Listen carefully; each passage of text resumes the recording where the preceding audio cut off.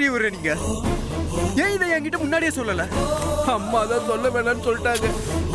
நான் அப்பவே ஜாகிரதையாருமான்னு தலைப்பாடா அடிச்சுக்கிட்டேன். அந்த அம்மா கேட்கவே இல்லை.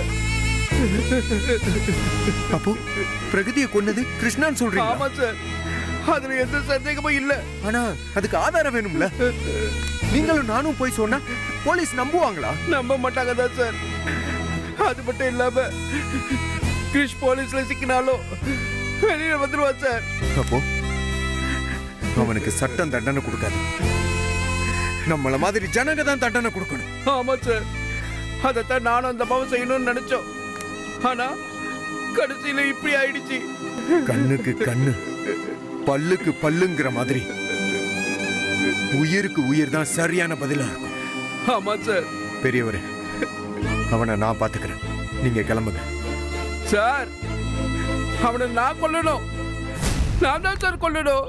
நான் கொல்லாம விட மாட்டேன். வேண்டாம் பெரியவரே, வீணா நீங்க வம்புல மாட்ட வேண்டாம், நீங்க கிளம்புங்க.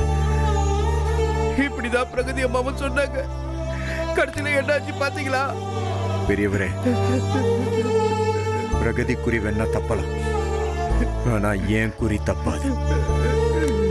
அவன் தப்பிக்கவே மாட்டான், நான் பாத்துக்கிறேன். நீங்க கிளம்புங்க. பெரியவரே கிளம்புங்க.